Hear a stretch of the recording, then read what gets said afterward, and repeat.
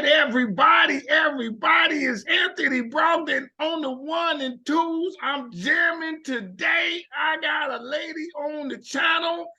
Ooh, she a nice lady too. She gonna blow your mind. Oh, you gonna love this video.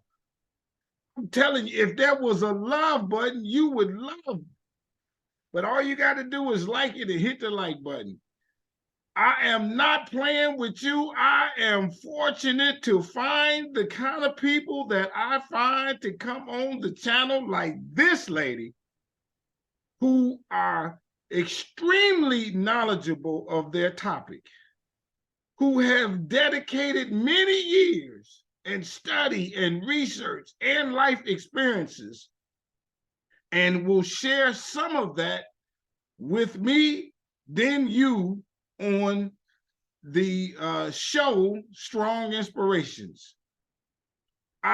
We give it to you straight, no chaser, to intoxicate your mind, not DUI, none of that. All right, that is not it. But the kind of intoxication that makes you stagger with mind-blowing information, because the aim is to inspire you, to educate you, and some entertainment.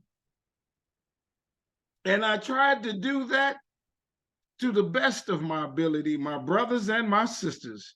So do me this favor, and it don't cost you no money, it don't ask no information, but if you will, hit the subscribe button. If you will, and you do such, hit the like button on this video. Hit the notifications bell, if you will, so that you are notified as a ding, a shock, a smoke signal, your lights flicker on your house, your car horn goes off, your cell phone rings, whatever, so that you are knowledged, you know that there is a new video with new content on Strong Inspirations. And my aim, as I have been doing so far over the 2 years, is to give you something new almost every week. And it's because of people like this lady who is committed to what she does and wants you to know this information, that I am able to provide such service. All right, my brothers and my sisters. Have you seen the video I did with the lady who talks about herbs and spices and natural healing and stuff like that, and that came from Africa? Watch that video.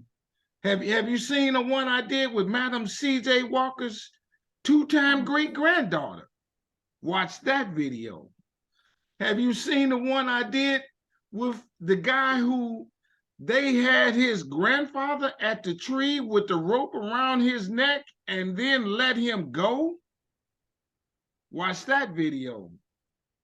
Did you see the one that I did with the gentleman who was in jail with Dr. Martin Luther King Jr. in Albany, Georgia? Watch that video. Did you see the one I did with the guy who is the first Black mayor, successful mayor of Tuskegee, Alabama? Watch that video. I am not playing with you because I enjoy what I'm doing.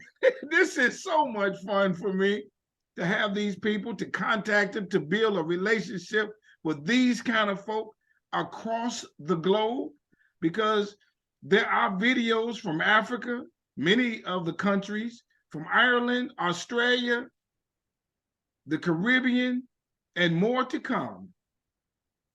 We jam in here at Strong Inspirations, my brothers and my sisters. And as you know, on my own personal tip, commercial time, everybody, I got a documentary out called Business in the Black, which examines the rise of Black business in America, starting with them slaves who own businesses. And it's streaming on Amazon, Business in the Black. And then I have written a book, and The book is now the #1 Black business history book on the market. It's called Black Business Book, where I also talk about them slaves who own business and so much more.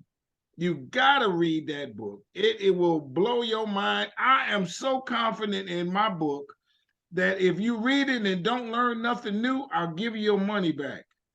Boom shakalaka, a book with a money back guarantee.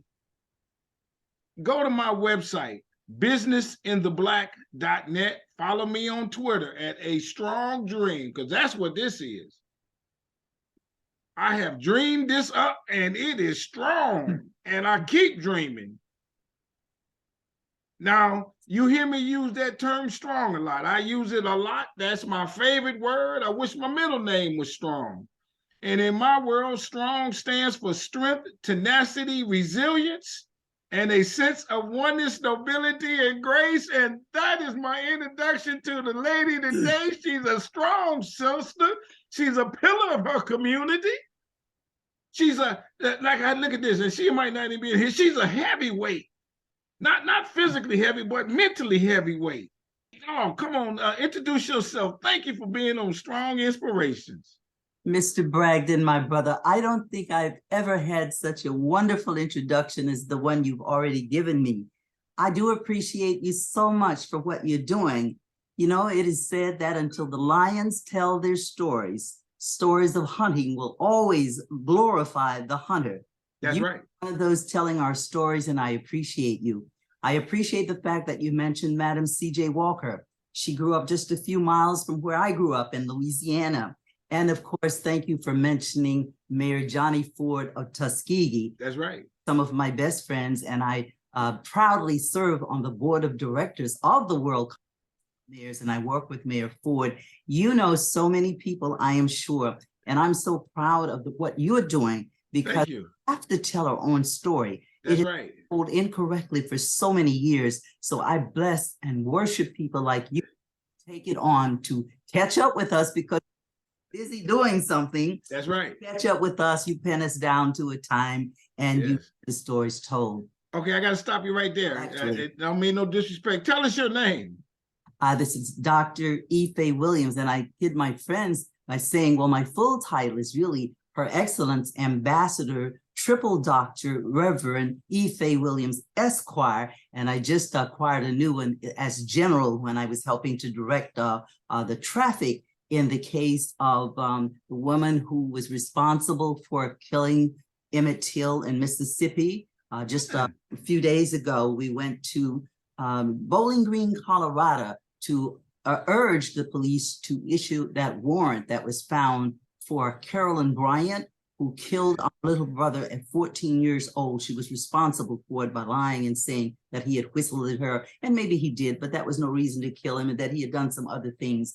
But those are the kind of causes that I work on, and I have a good brother. I hope you will have a chance to him, and that's Malik Shabazz, who is leading this effort. So we have so many stories, but as I said, I'm a country girl. I come from a family of 9 people, 2 brothers, and then there were 7 girls. My mom always told us when we were growing up that she was going to live to be 100. She almost made it. And by my good friend Dick Gregory's theory, she did make it, because he said, you got to count those 9 months she was in her mother's belly, and she died at about 99 last year. Oh, beautiful. Yeah, I keep her right beside me and right behind me whenever I'm doing these programs. Let me stop you there. Okay, hold on, because I gotta. You alluded to this just a tad, and I always do this with my guests. Ask them some questions about themselves. What city did you grow up in? What were you raised? Initially, I lived in a little country town called Melrose, Louisiana, Natchitoches Parish. And then when I was a senior in high school, my mom moved to Alexandria, Louisiana, which is where my sister and other family members still live. It was known for a big Air Force base at one time. Many people were there at England Air Force Base. We were near that Air Force base. Okay, let me stop you there. In the town you grew up, was it all Black people or black and white, or what was that dynamic? Actually, it was majority white. We have had a Black mayor, however, in the past few years. He did not win the election again, but he was mayor. and he was a friend to my brother. I have a brother who was in the military. Actually, both my brothers were in the military, but the one who was serving in Thailand, Vietnam, etc., died from some of those things that the men get when they go to, and the women too. They get PTSD and other things from serving this country, still come home and don't have the opportunities to have the great health plans with benefits of other. But I attended Peabody High School, which is a very famous Black high school in Alexandria, Louisiana. I graduated with honors. I played basketball there. We had a championship team. I then went on to Grambling State University. I love it. There, I met the one and only Coach Eddie Robinson, who was one of my friends and one of my advisors there.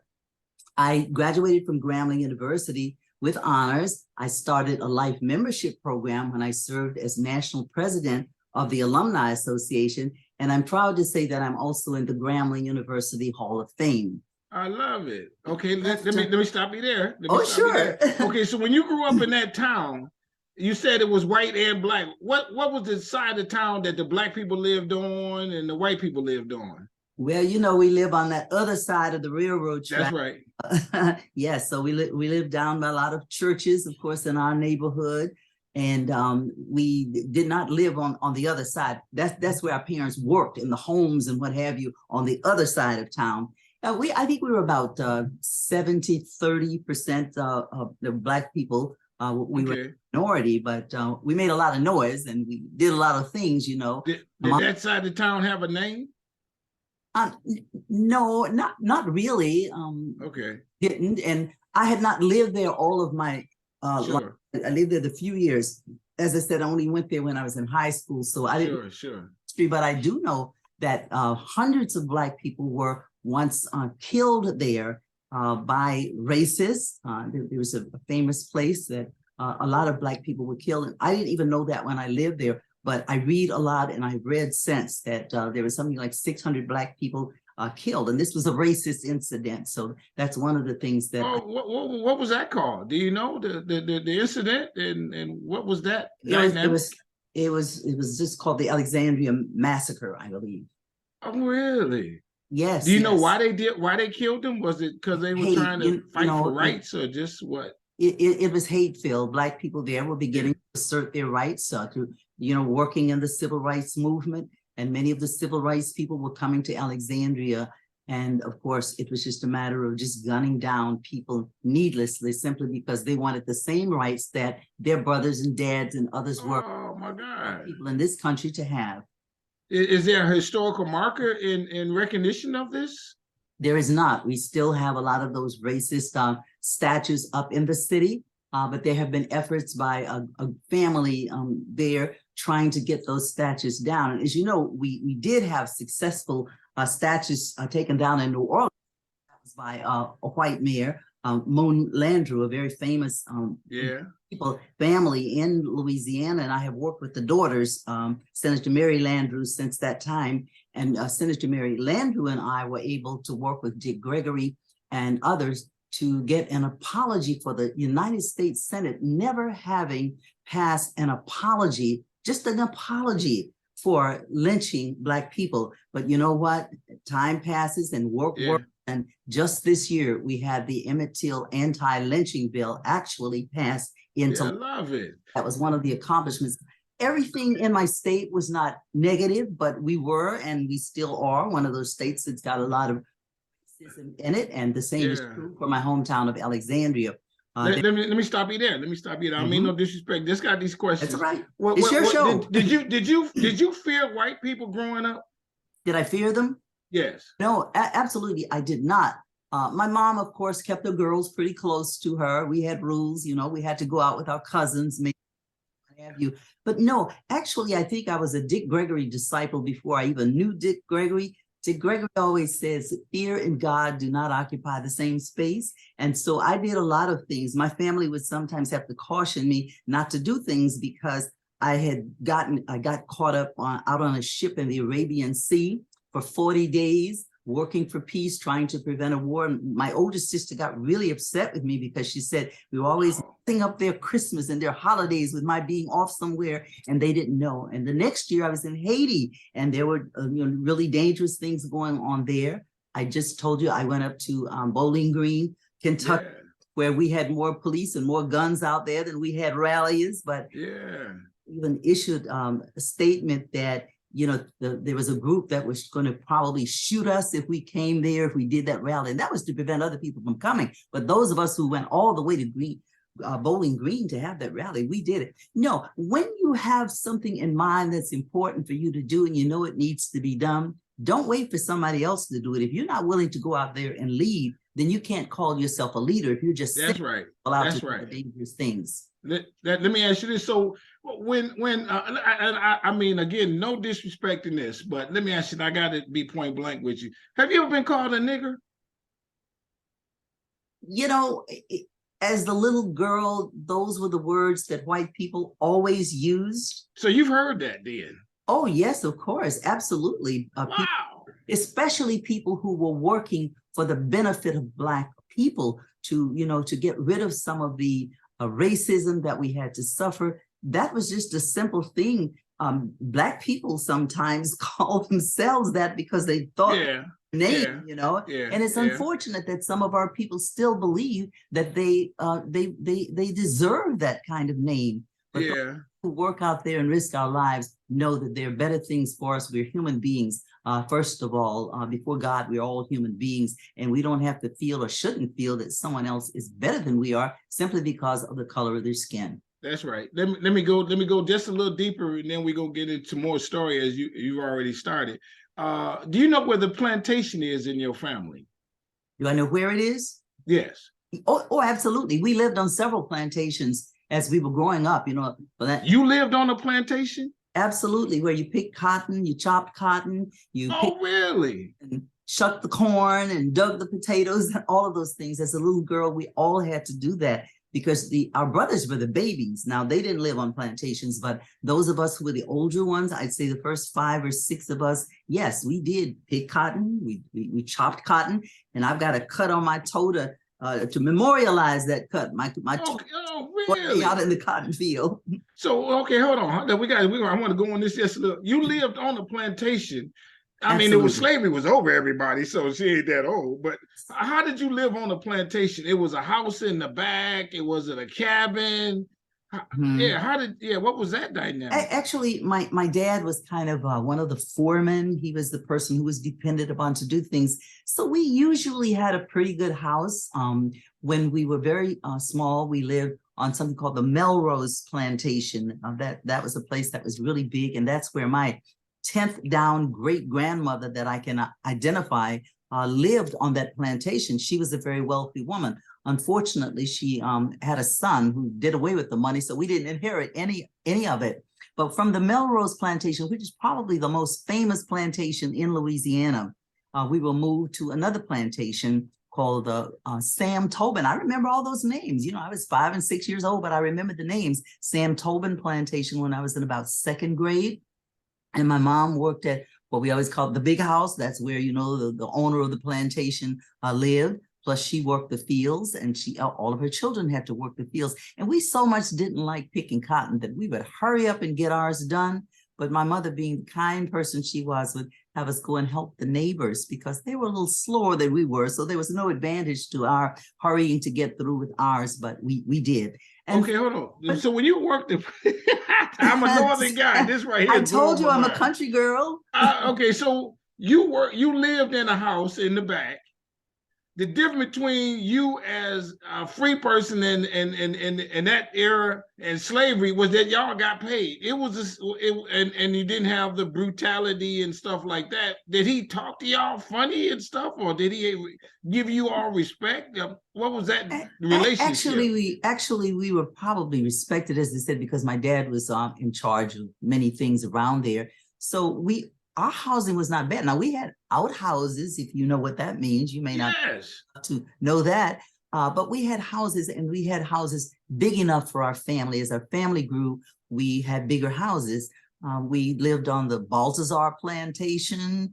we just lived kind of wherever my dad was, but my dad left home when we were very young, and my mother actually took care of the 9 children herself without the benefit of my dad being there after I was 11 years old. So y'all wasn't sharecroppers.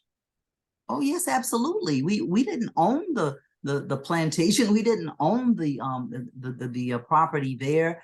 We were sharecroppers. You know, we could go to the store, we could get things all year, all winter, but then by the time you finished up your year working, you still owed the man, because it was you owed the man money. Usually they put things in the book and you didn't know whether they were right or not, because you never had access to those books. They would just look in the book. Right, I hear that also. It worked and earned during the year, but almost never did you get any money back. Did you play with the plantation owners' kids, or that was forbidden, or how did that go?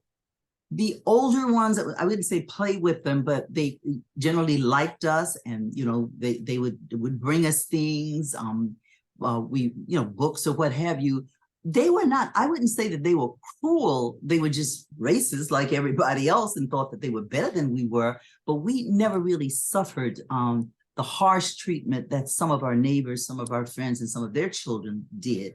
Well, first of all, my mom, as you can see from her, if you can see her picture, my mom is French white and Native American. So my mom could go many places, into stores and what have you, as long as she didn't take her children, because I do remember going places with and the owner saying, you may come in, but they can't. And my mom would just simply take our hand, turn around and go back out of the place. She wouldn't do business with them. But if she went alone, she could go into almost any place where we were growing up without their thinking that she was Black, you know. But my mom always claimed to be Black. She married my dad, who was Black, of course. And she always said, was he darker complected? I'm sorry? Was he darker complected? Well, my father was about the color that I am, and the color you are, right? But I mean, you're still Black in Louisiana. But my mom didn't look the part, but she acted the part. She was one of the leaders of the NAACP and other organizations in the community, and little children. And we had to walk to school for miles. It was my mom who went around the neighborhood, got petitions signed. She had us, we became activists at that point. She would have us go to neighbors' houses. And when I say neighbors, they weren't right next door. We had to walk sometime half a mile to get to neighbors' homes so that they could sign the petition. First of all, to get a gravel road, because we didn't even have a road. They certainly weren't paved, but to get a gravel road. And then once she did that, she had to get more petitions to get a bus to come and pick up her children, but all the neighbors' children to go to school. But until then, we walked to school, rain, shine, sleet, or snow. We never weather. What about? Oh man, what a story! Oh my God, we jamming. No one ever believes me, but that's my story. We're gonna get to some other stuff of her accomplishments, but this is incredible. Was your school a one-room school? I have attended one-room schools, but not for long. It depended on where we were, where we lived at the time. But we went to school every day. You see, my mother was one of those people who didn't get a chance to have a good education as she was growing up, but she always taught her children that, baby, when you get a good education in your head, they can't take that from you. So we were always taking school seriously. It was, my mother never just kept us out of school or anything to work. We had to go to school, and she expected great things of us. She pushed us all the time. And when I got ready to go to college, my mom didn't have the money to send me to college, but my mom knew people. She knew those people who owned those plantations, and she knew the doctors. She knew people. And when I went to college, I had scholarships because my mom worked to make it possible for me to go to school. And any of her children who wanted to go to college, she worked to get them there. Okay, let's go back on this. So growing up, you did this. What was your day like? You had to wake up at 5 a.m., go pick the cotton, and then go to school, or you couldn't start school until October after harvest season. What was that? But you know, the rule was mainly that school didn't start until the harvest season was over. Now, the pecan season, picking up pecans, that went on through the winter. You any time of day. But the season, usually you had to get up early, as you said, 4 or 5, whatever, because you had to do your work at home. You had to, feed the hogs and the chickens and what have you. Really? School. Mother had to get up, cook, feed the children. She never allowed us to go out without eating breakfast. That was always important to her. Even through high school and all, my mom prepared full breakfast for her children.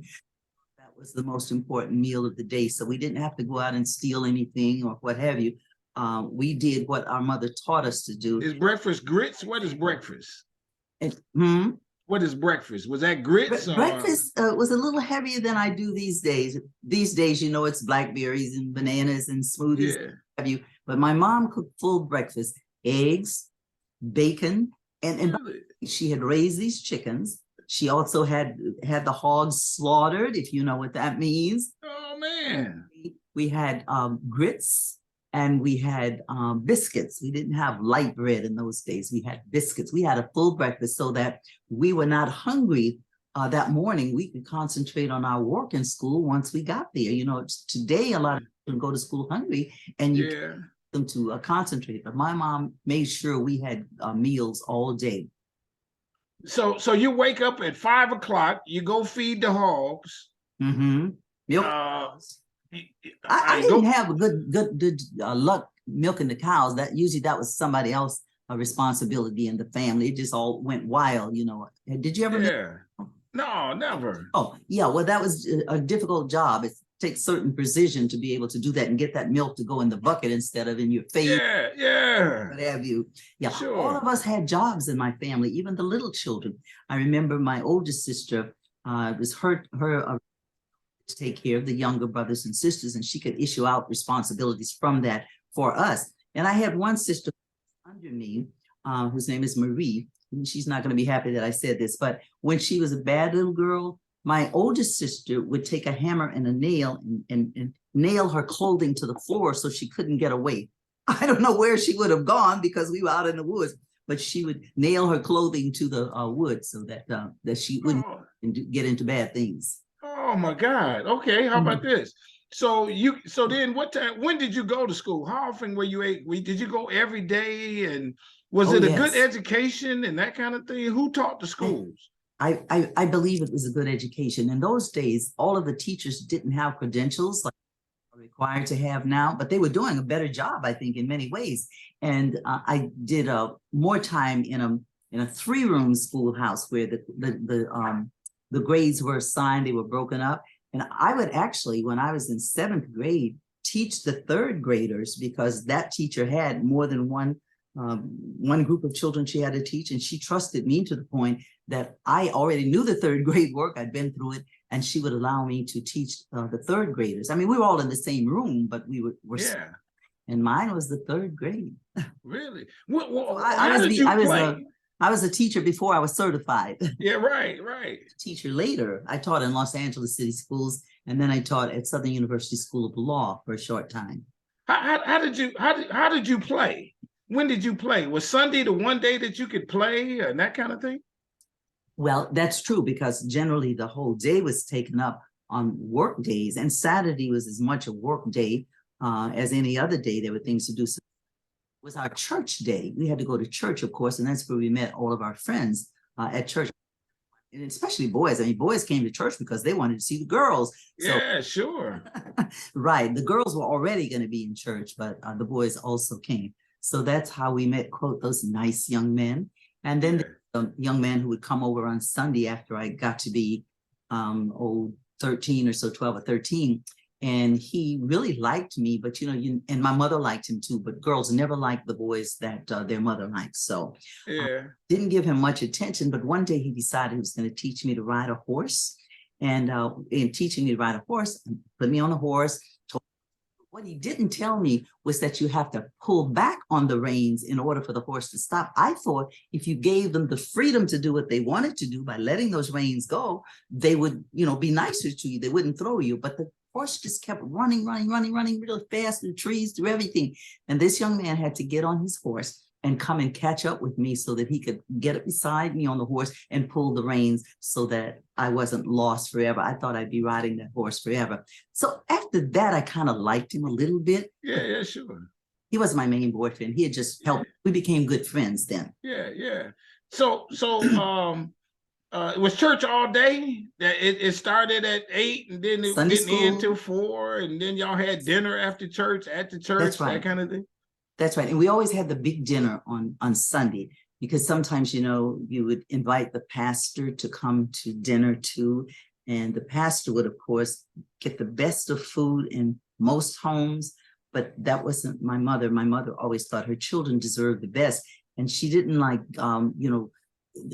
let the best things in the house be reserved only for company. Everything in my mother's house was for the benefit first of her children. Occasionally we invited a pastor, but many Black people gave their best food to the pastor. And that was not the way my mother functioned. Oh, really? That's right. Okay. Her children were first. Did you know of another way of life? Even in high school, did you know that there were people who lived in big cities that didn't do what you did? And did you envy that way of life, or I read about that. We didn't have televisions then. I read about that. I heard stories on the radio. And whenever we could get magazines, I would read about it. So I knew it, but that gave me inspiration to want to do some of those things, I love it. So as I was growing up as a little girl, I wanted to be a nurse. I wanted to be a doctor. I wanted to be a lawyer, and I wanted to be an actress. There were many, many things I wanted to be. And I knew that one of those was going to work out at least. And as it happens, all of them happened except being a doctor and nurse. I didn't become those, but I do have sisters who became nurses, and other nieces and others. But I read a lot, and I knew about many things. Did you read Ebony? Of course, we had Ebony. We had there was another one I think called Sepia or something like that. Some of the places we lived had Black newspapers. But they weren't from our city. They were usually stories from other cities like Pittsburgh or Chicago. Yeah. But we had a chance to see what it was like other places and what other people were doing. Whenever we knew that there was going to be a program on the radio, we all gathered around the radio. And just like we television now, we gathered around the radio. We listened to those stories.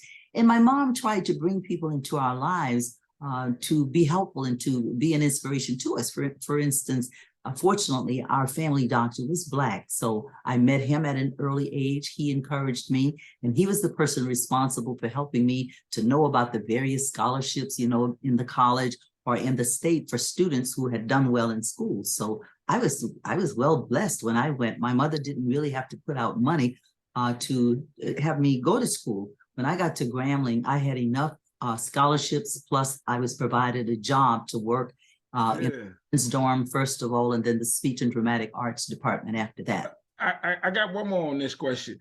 Because of growing up like that, let me see. The best way to ask this is, you're not, big city people can't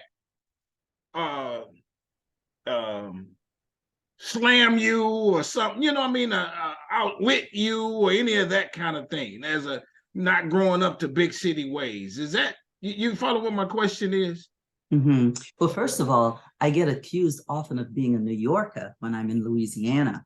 They think that I grew up in a big city. Many of the people who didn't know I was growing up, and I've traveled the world. I've learned a lot of things that a lot of people haven't learned. I've met a lot of people. So I never get accused of that. They're always shocked and surprised when I say, I lived on a farm, on a plantation. And when I tell my real life story, I have to convince them. It's like with my age now, I'm in the airport and someone will say, oh, when I keep my shoes on, oh, you're not 75. And I'll go, no, I'm not. And when I hold my license up and they see that I am indeed older than 75, they go, whatever, they're very shocked. But my mother always taught us to be our best, to look our best, to wear clean clothing. I don't know how my mom did it, but we had what was called a smoothing iron in those days. And you had to, put them in the fireplace to get hot. We didn't have electricity. We didn't have electric lights. So you had to put it in the fire. And they would get all that black soot on. My mother would clean that all off. She would press my dad's white shirts and our white gym suits. Not a speck of that soot was on what we had to wear. I don't know. But my mother eventually went back to school after all of her children went to school. And we called her, of course, Dr. Mother, because she did get an honorary doctorate degree later in life. Really? Oh, what a story. So let me ask you this: do y'all have a family union or something like that? Do you ever go back there and that kind of thing, and Yes. you know, to reminisce and to one of those plantations or any of that? Have you ever been back? Absolutely. I have gone to my high school. We've gone back to elementary schools. We are always welcomed. Sometimes things have changed. Instead of that Black principal that we knew, there's a white principal now, but we tell them the story of what it was like before they came. And we played basketball in my high school. The new principal there took us down to the gym to test out whether we could still play basketball. Well, my sister, the older one and the one first under me, were the stars. They were the ones who made the points. At that time, you know, girls basketball was separated, Yeah, the guard. So I just had to keep people from making points, but I didn't get to make the points. yeah. That we have high school reunions in my old elementary high school. And every year for Mother's Day, no matter what other time we went home, we all, grandchildren, great-grandchildren, great-great-grandchildren, we had 5 generations before my mother passed away last year. We would all come to my mom's house for Mother's Day every year. No matter what you were doing, you expected to be there. This year, I became ill, so I didn't get a chance to go, but we've already planned the next one where even though Mother's I gone, love it. we're going to her house. I bought 2 houses in my lifetime for my mom, and we're going back. They're close together. My sister lives in one, and then she moved into my mom's house when my mom passed away last year, so we didn't have to destroy our Yeah. mom's things. They're still there. Whatever was there, Oh my God. my sister lives there and keeps. She even kept my mother's phone number, you know, so we know what number to call her on. And then her Yes. and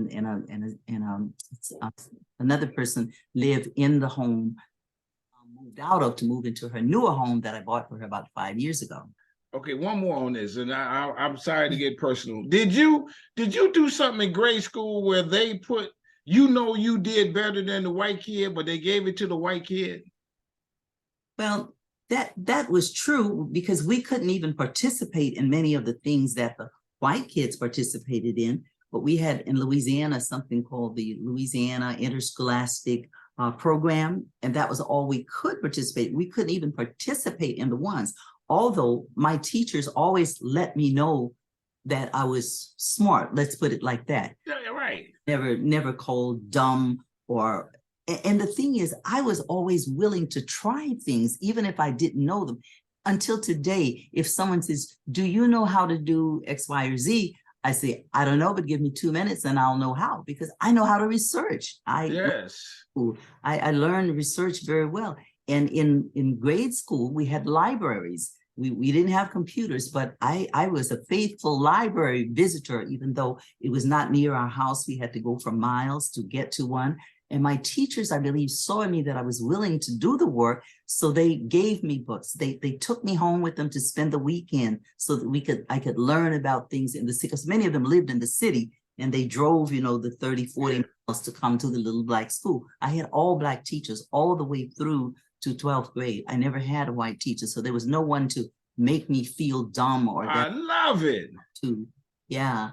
I love it. And when I went to Grambling, of course, there again, that was a Black experience. And Grambling's theme was the school where everybody could be somebody. So you see, Coach Robinson and people like that were my mentors, and they never doubted that I could do anything. I participated. I was on student council. I was in dramatics club. I was in, you know, everything that I could be in. I was just yearning for all of this information that I already knew was out there. Just didn't access to all of it, but because I read, I knew that there were other things going on and that I could be. So I love it. College at Grambling, I tried to take 20 some hours. The dean had to take some away because, you know, the norm was like 17 or 18, but I wanted to do it faster, do more than I was expected to do. Let's put it like that. And my mother always had faith in me. So now you go to Grambling, you get your degree, and now you have tell us your background. You have a law degree. Yes. You know, 3 doctorates. I have 3 doctorate degrees. 3 doctorates. Right. One in public administration. I have one in theology. Then I did another one in the ministry. I did one in both, basically the same, but they were two different things I studied. And of course, a law degree is called a doctorate degree too, but I'm using that as my other. I have an honorary doctorate too, so that makes 4 that I really have. But 3 of them I studied for. The honorary is usually because of the work you've done, your public service. Yes. I did a master's degree at the University of Southern California, and I did an administration degree at UCLA. I attended a summer in psychology and economics at Pepperdine University. I did my undergraduate at Grambling. I did Wesley Theological Seminary, the doctorate, and just recently, I'm still studying. I studied diplomacy and protocol, and I am now a United Nations Peace Ambassador as a result of my study. That was just last year that I studied diplomacy protocol. And during the first of the Ukraine-Russian war, I was helping the Ukrainian people through a connection I had in Lithuania. And I was like reporting things to the State Department and to the Defense Department of what my friends wanted them to know, but couldn't get to them. And I've taken a lot of peace missions around the world. Really? Yes, I took a peace mission, 200 women from around the world. Before the first Gulf War, we were trying to prevent that war. And we were held out in the Arabian Sea for 40 days. 20 of those days were at gunpoint. Simply because we were trying to prevent the war with these women from Spain and Sweden and all over Japan. There were only 2 of us from the United States. And then one day, as we came close to Iraq, where we were bringing food, milk, and medicine to children in Iraq to let them know that everybody wasn't for doing harm to them. And as it turned out, that was not a righteous war, but we knew that all along. And we were held up by the United Nations forces at gunpoint one morning and just held there. They tore up a lot of our equipment, so we couldn't call off the ship. But ultimately, being the little geniuses we are, we fixed the radio that you could call off on. And we reached my good friend Ramsey Clark in New York. And I told him what was going on, because our United Nations military, none of them, they weren't reporting where we were. In fact, they were telling people that they didn't even know where we were. So we're just sitting out there. We ran out of food, but because we were able to fix that radio, we talked to Ramsey, who talked to some of the people to let them know what was going on. My mom didn't know where we were. Everybody was being told they didn't know where we were. But I'm saying, of course they know where we were. I was scheduled to speak for the Martin Luther King Day, and on that day that they were supposed to start the bombing, so they knew where we were. They arrested the captain of the ship, and the captain of the ship commissioned me to become the person in charge. So I would get up every morning before day, look out in the water, look in the sky, see if there's anything new or threatening or anything to be concerned about during those 20 days. And when the women woke up, I would give them comfort by saying, "Oh, there's a Spanish ship over there, but they're friends, don't worry about that," or someone else. And then when we got offshore, we were off the coast of Oman. We were able to get through to the Italian, to the Jordanian, and several people who were out there, the ambassadors, to let them know what was going on the ship and that we were running out of food. So they got the local Omani police to bring them out to our ship, which was out in the water. We couldn't even get off the ship because we were out in the water.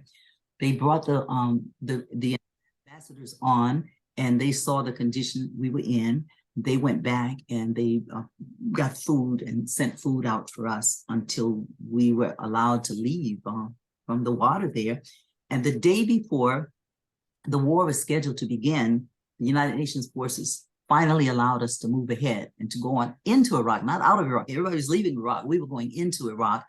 And the ship we were on, once we got off, was one of the first things that was bombed that night. Oh my God. Yes, the Iraqis were very kind. They called in 3 airplanes, and they had a group that had to go to Jordan, a group that went to Tunisia, and a group that went to Libya, I believe, just depending on where the women had come from.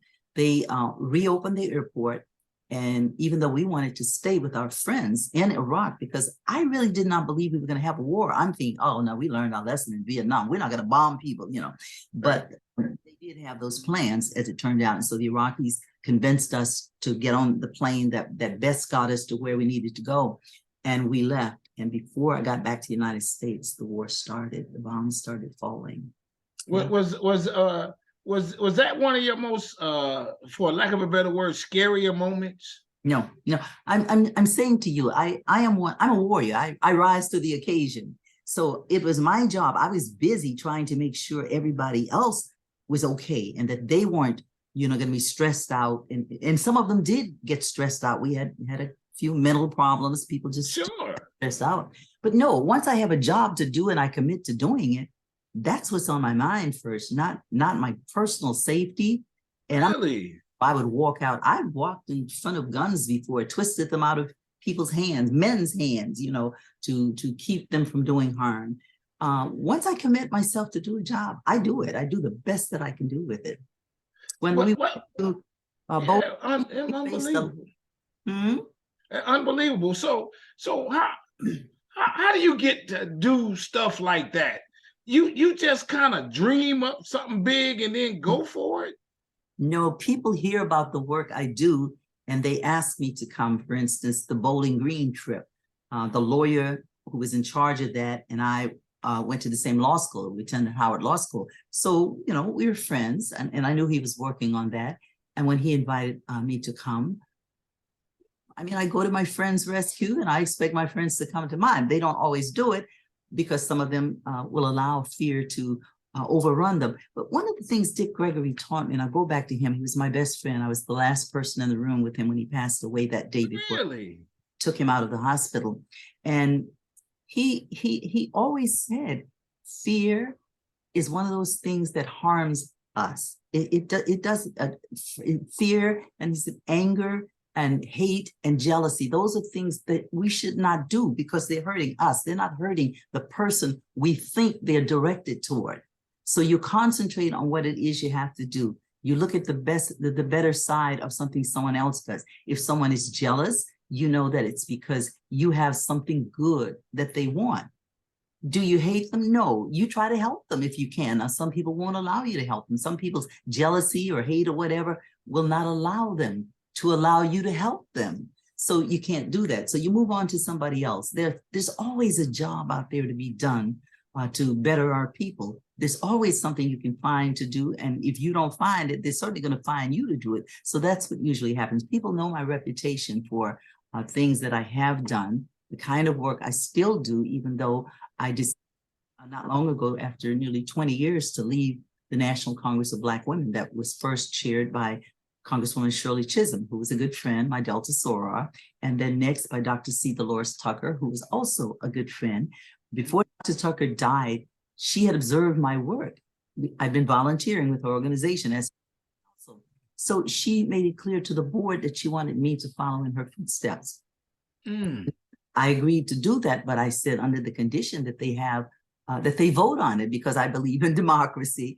But all the members, the leaders said, no, Dr. Tucker wants you to be the leader. So you are the leader. So I didn't have to run. But after I got to be president of the National Congress of Black Women, I insisted upon having an election. So for the next 17 years, they kept electing me as their leader. I love it. What are you? What am I now? Not what are you now, but what all those years, are you an activist? Are you a peacekeeper? What you say the work that you do, what do they call the work you do? Public service, human rights activist, civil rights activist. All of those are things that I got from my mom because my mom was those things. Remember my telling you the story about our little girls out there getting petitions? Yes. My mom was always an activist on behalf of her children. She went to school meetings when she had to go. Now, she never had to go to school because we had done something bad.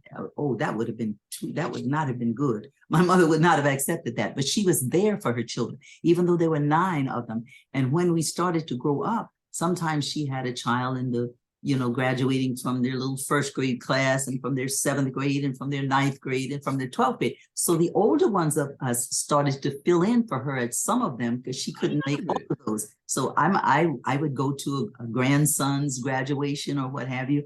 Another sister would go for something else. We were just taught to do that, to share our skills and not be afraid to go out there and do it.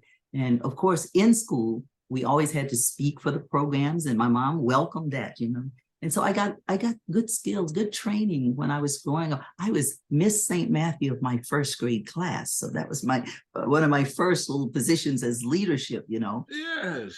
That I had to be a leader to get to that position. And in those days, you didn't have a store down the street that you could go and buy a little fancy dress for. Our dresses, they were made out of crepe paper, but they were beautiful. I love it. There were other kinds of things out there, but for the moment, it was those little crepe dresses, long dresses, whatever, that our teachers bought the crepe paper and, made them for us. My mom helped, relatives helped. Are you amazed at yourself? Let me ask you this. And you answer that question, then I got another one. Mm-hmm. Are you amazed at yourself? Oh, wasn't a little scream, like just a few weeks ago, I received the Marquee Lifetime Achievement Award. I go, yes, that kind of thing. I don't know if it's amazed. I'm excited about things that I can do when it accomplishes something good for someone else. I love it. Okay, how about this one? Have you ever cried? Oh, yes, often. A cry at some accomplishment that you've made? Cry at something that did not go well that you attempted? Not that it didn't go well for someone, but I cry when our people have when they don't believe in themselves, when they finally just decide to give it up. They're afraid, or they find excuses not to do things. That makes me sad, and I do cry, and that happens regularly. Most people never see me cry because, as I said, I'm a warrior, I'm a soldier. So I want people to see me as strong so that they can believe that I can do the things that need to be done, not just for myself, but even to help them. But yes, I cry, but it's generally away from everybody. You would think that I'm happy, but no, the thing that hurts most is when our people cannot believe in themselves and they don't have unity to get things done. That makes me really sad, because I think about all that our ancestors went through to get us to be able to do the things we can do. And the young people now who don't appreciate what we do. That's right. The ancestors before us. That's right. It makes me sad. What about this? There are people, and I got a good friend of this, who say that we have not advanced. They'll say Black people haven't advanced. We don't have freedom. You know how to use all them terms. Mm-hmm. But then we got people like you who've done worldly things. And so in my mind, when you say we haven't, we discount people who've done worldly things. What's your take on when people say that the state of Black America and what we have not gotten? Well, you keep on working with those who don't believe. There's some people who probably didn't have encouragement when they were growing up. I was blessed because I had encouragement. I knew there was a better life. I knew there were things I could do. My mom made us believe in ourselves. So we were lucky. Some young people don't have that. So I try to provide that help to as many young people as I can. I have probably at least 100 young people who call me mom or auntie or something, who have no blood relationship to me, but it's because of something simple I've done for them, and I've helped them to believe that they could do things, as I was taught when I was growing up.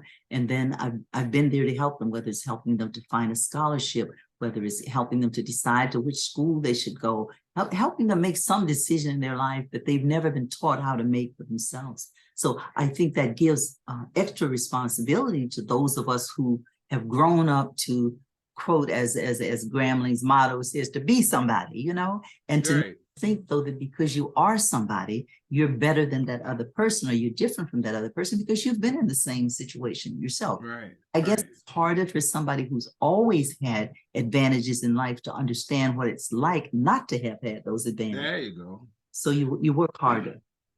Now, every You've day written a book. I've written more than one book. As a matter of fact, Yeah, let's show. We plug on this show. that's This is why a plug-in show. I'm writing this book that I'm scheduled to turn in this weekend to my agent. But I wrote a book about Dick Gregory called Wake Up and Stay Woke. And the reason I called it that was those were the last words I heard Mr. Gregory say that day that he left us in his hospital room. I have written a book about that. You got a copy of that book there? Oh, Mr. Gregory's book? I wrote, it's called The Truth. And there's some things about him in here. Hold it up just a tad so you can see. Okay, I see it. Yep, I see it. And I've written one about that trip out in the Arabian Sea, the peace, the one that we were trying to seek peace between the United Nations and Iraq. That one is called it's the Peace Terrorists. It's kind of a play on words, meaning we were peaceful protesters, but we were treated like terrorists. What did they think we were? Peace terrorists, you know? Right. A documentary is being made about that book and about that trip for me.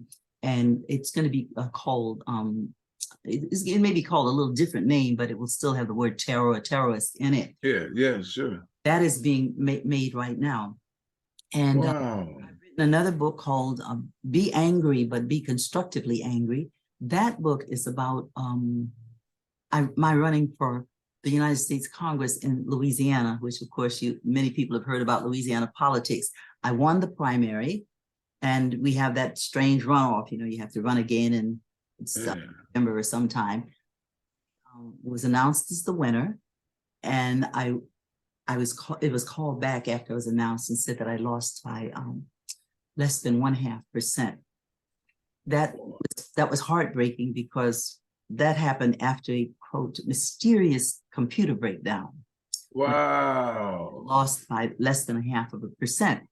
This was the first time any Black person had ever run for Congress in Louisiana. So all of those who've won now from New Orleans, none of them had even thought of running one before I ran. So what I did there, I believe, and people often tell me I was inspiration for other people seeing a Black person can win. Right. Now, has more Black people than Alexandria does. So it's a bit easier for them, but even they had not run for Congress. Yeah, sure. We've had about 5, I think, Black congressmen from Louisiana since that time, and then one from Baton Rouge, which was in my district, again, around Southern University. One young Black man has won that. After I ran and didn't win, I gave him the benefit of my experience and all of my materials that I had because I wanted them to keep it up. So he won. More than 20 Black women have won mayors of cities, including the largest city, New Orleans, the next largest, Baton Rouge, and Shreveport. Now there is a Black male who is mayor in Shreveport now, but we have had the 3 Black women in the 3 major cities in Louisiana. So pride in that, and I appreciate it when they thank me for having been the inspiration for Louisiana to change that, not having Black people run for various offices. Nothing can stop you. I don't think so. I haven't found anything yet to do that. One of my last questions here.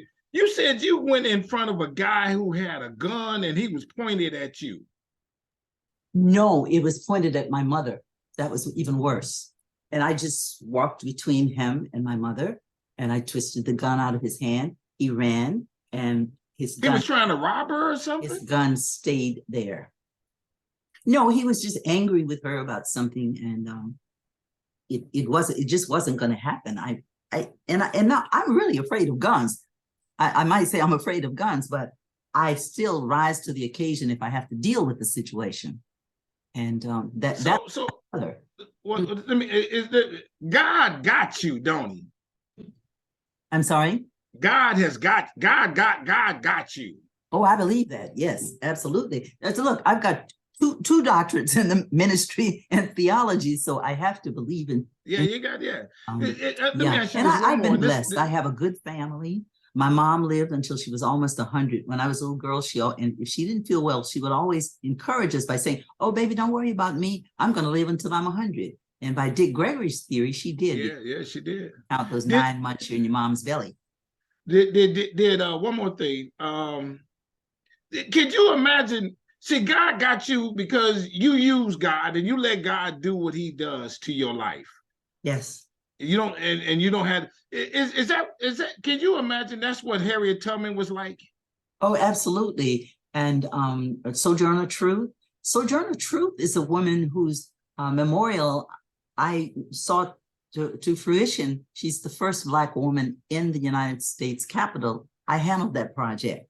It's important to me to memorialize our people who are doing things. I tell people when I go out, I don't care if you put a tin sign up on a tree where somebody did something important. That is important for our children to know that people did wonderful things. We have to, I've done a memorial for Dick Gregory, for Congressman Mervyn Dimely. I helped Walter Fauntleroy, the congressman, when he was lost in the Middle East, helped his family.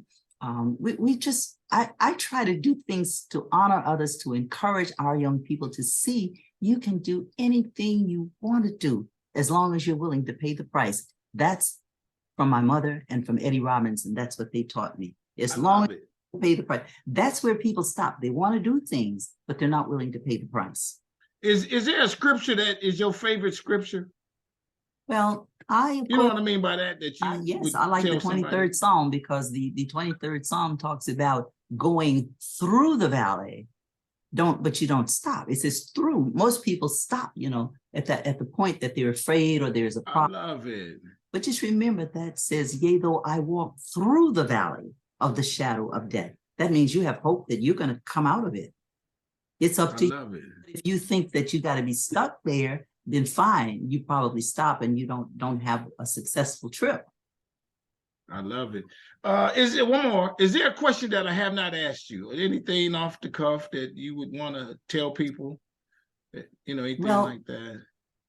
Again, I go back to what I just said about my mom and about Eddie Robinson, and both of them had the same idea. And that is, if you're willing to pay the price, you can accomplish what you want to accomplish. And I live by that. And I just tell myself that every day, because all of us can get discouraged, but that's never an excuse for not doing the very best you do. So if you look at some of my books, first, The Truth Shall Set You Free. Yeah. So every week I write, since Barack Obama became president and I served on his commission for scholars. I started writing an article every week for all the Black newspapers in the country that wanted to print it. And that one I've written every Friday. So every Friday morning, you'll find me completing an article, sending it out. No Black paper has an excuse not to have one of my articles. I get great reports on them. And then the second thing is the Dick Gregory book. Now, the Gregory book is on Amazon, but then I sell them too. You make more money. Do you have a website? My website is drefawilliams.com. Okay, we're going to put that there. And I have also the Dick Gregory website, which is the Dick Gregory Society. .org, the Dick Gregory Society.org. And I invite all your listeners to become Dick Gregory disciples by going to that website and joining as a Dick Gregory disciple. He taught us a lot of things. And I have another book, is called The Peace Terrorist that I mentioned. And the one I'm doing now is my life story. I've written about incidents in my life and the ones I've told you about. Yes. It's called This Is Me, My Life. I love it. Hey, everybody, we could go on forever. Mm-hmm. But we're going to stop thing I want to tell because... you, if you don't mind, well, just quick, one thing. I was of the Million Man March. Most people say, you mean the Million Woman March? I said, no. I was chosen to be the co-chair of the Million Man March. Pretty soon, and I think it's an HBO show will be coming out documenting my work in that process. Okay. Hey, everybody. If I you love don't you. like this video, I don't know what's wrong with you. If you don't like, let me tell you something. This lady is an icon. I didn't know how iconic she is until now. She was referred to me, was on a Zoom call, and then called me. I can't believe she called me and called me. She got time to come on here for you all to hear this story, to get what she has shared with you, to inspire you. This is her life. Subscribe to Strong Inspirations. It's free. It don't ask no information. Love this video by hitting the like button. Hit the notifications bell. Tell somebody about Strong Inspirations. Don't keep it to yourself, where the people do the talking. And go to her website. All that will be in the description. Follow her. Support her in spirit as you may. She's an icon on this show. Grew up in that small town picking cotton. And the spirit hit her like a bolt of lightning, and it has carried her in front of all the danger that she has faced and is in front of you today. Well, reading all them books, writing all them papers, doing all that work, sharing it, and I'm sure she will say, I don't mean take no liberties, she do it for strangers. She don't even know y'all. And all the benefits that she has provided through her efforts for strangers. I am enlightened immensely right now as a result of this. I remember about this. I have been blessed today. I am Say, is it by the best? by the best. I've been blessed, everybody. Tell somebody about this lady, please. Lift her up in spirit. And so to you, my sister, I say this, and I mean this from the bottom of my heart, that I want you to stay strong, stay safe, stay on your grind. We love you. All them other hundreds that you talk about, I know they do. And I do too now.